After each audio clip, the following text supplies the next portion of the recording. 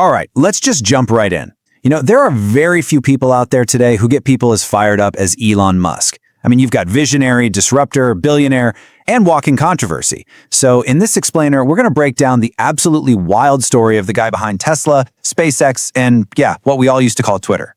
And honestly, that quote just hits the nail on the head, right? His influence on technology, from electric cars to private space flight, it's just undeniable. But what's really fascinating is the story behind all those headlines. It's this incredible tale of insane ambition, some really crushing failures, and a drive that has, for better or worse, completely reshaped our world. So to really get this story, we've got to go back to the beginning. And it doesn't start in some Silicon Valley garage. Nope, it starts in Pretoria, South Africa. Musk was born back in '71, and from everything we know, he was a super quiet, kind of nerdy kid. Just spent all his time with his head buried in sci-fi books and this is the key part, teaching himself how to code.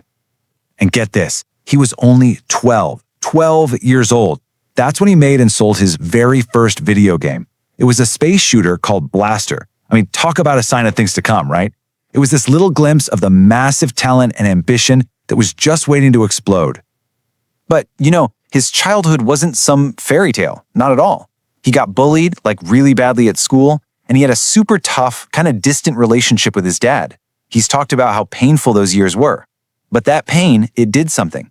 It built this incredible resilience, sure, but also this almost obsessive need to be in control of his own destiny, to build his own worlds and companies where he made the rules. So at 17, he basically packs his bags, leaves South Africa, and heads for North America, determined to make a name for himself. And his timing, it was perfect. He landed right in the middle of the dot-com gold rush of the 90s and dived headfirst into the craziness of Silicon Valley. And things just took off. It was meteoric. Let's just run through this because it's wild. First, he co-founds his company Zip2. Think of it like an early online city guide. A few years go by and bam, Compaq buys it for over $300 million. His cut, a cool $22 million. He immediately rolls all of it into his next thing, an online bank he calls X.com.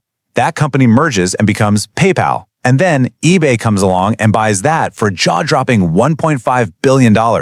Before he was even 31, Elon Musk was a multi-millionaire. And right here, this is what makes him so different. For most people, cashing a check that big, that's the finish line. You buy an island, you retire, game over. But for Elon, it was just the warm-up. All that cash was just fuel for his real ambitions. The ones that everybody, and I mean everybody, thought were absolutely nuts. So what do you do when you have all that money? Well, if you're Elon Musk, you go all in. He literally bets the farm, pours every single dollar of his fortune into two ventures that, at the time, people thought were total jokes: private rockets and electric cars.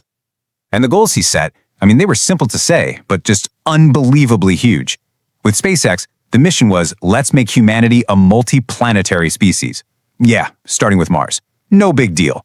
And with Tesla, the goal was to take the idea of an electric car, which everyone thought was basically a glorified golf cart, and prove it could be cool, fast, and something you'd actually want to own.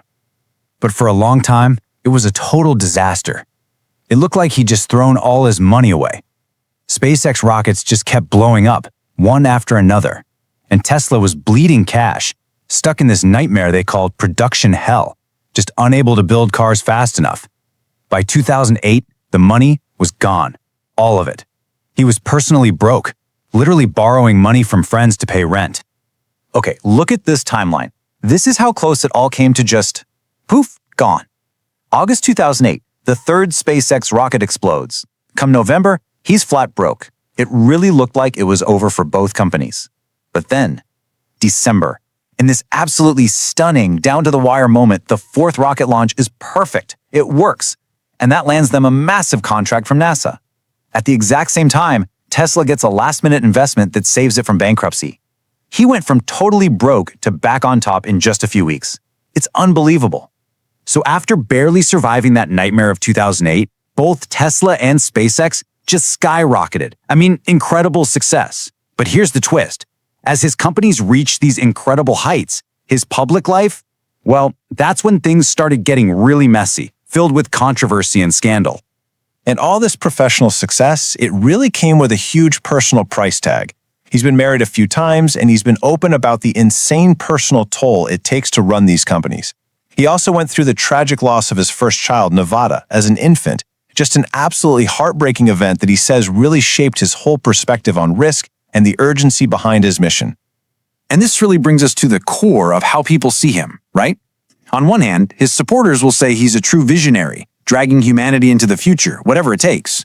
On the other hand, his critics see a reckless, erratic guy who's just gambling with everything. So which is it? Well, like with most things, the truth is probably somewhere in that messy middle.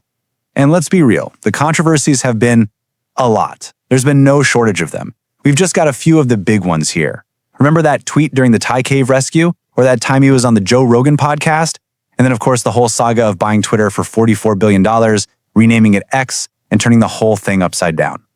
So let's fast forward to today. Where are we now? Well, Elon Musk is sitting on top of this empire of companies. You've got SpaceX and Tesla, of course, but also Neuralink, which is working on brain-computer interfaces. Yeah, you heard that right. And The Boring Company. They're all pushing the absolute limits of what we think is possible. And if you ask him why do all this crazy stuff, his answer is actually pretty consistent. He'll say his mission, his whole reason for being, is to ensure the long-term survival of humanity. And to do that, he says, we need to become a multi-planetary species and switch to sustainable energy. It literally sounds like a plot from one of those sci-fi books he loved as a kid. I mean, when you step back and look at it, what a journey. From this bullied kid in South Africa teaching himself to code to becoming one of the most powerful and influential figures in modern history. His story isn't just about making money. It's a story about obsession, about failing spectacularly, and about what pure, relentless willpower can actually achieve. So that brings us right back to where we started. Is Elon Musk a genius who's trying to save humanity? Or is he just a chaos machine fundamentally changing the world with every brilliant and sometimes reckless move he makes? I'll leave you with this. What you decide to believe about him, well, that might just say as much about you as it does about him.